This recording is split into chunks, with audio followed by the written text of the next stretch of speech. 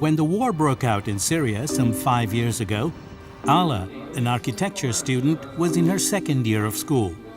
Then her life turned upside down. There were no chance to complete my study in a place where people is dying. Alaa began looking outside Syria to continue her studies. She reached out to a non-profit group based in Portugal. As luck would have it, they offered Alaa a scholarship to complete her degree in Lisbon, the capital city. Called the Global Platform for Syrian Students, it's helping 150 students like Alaa to study in 10 countries, including Portugal.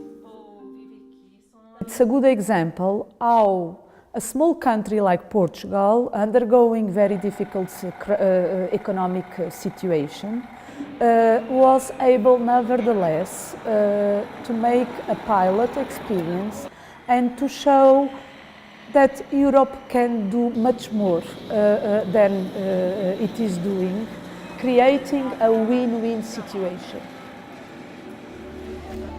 The United Nations Refugee Agency, UNHCR, is urging European countries to admit up to 200,000 asylum seekers from conflict zones, including Syria.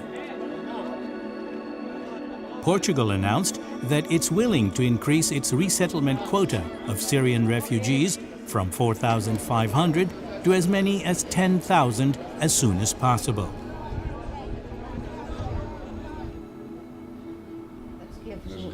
An elderly couple provided Alaa with accommodations during her stay in Portugal. She calls them her second family. But she dreams of returning to Syria and rebuilding the country. I have to be there in the future on the land, rebuilding from the zero, because Syria is my first country. Alaa will never forget the chance Portugal gave her, although returning to Syria is her priority. It's my dream, but also I cannot forget what Portugal did for me. So Portugal is also my second country. Alaa hopes to obtain a master's degree in architecture by next year.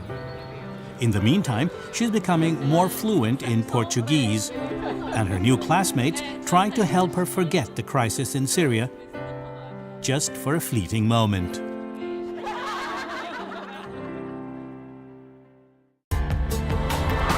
This report was produced by Zara Makawi for the United Nations.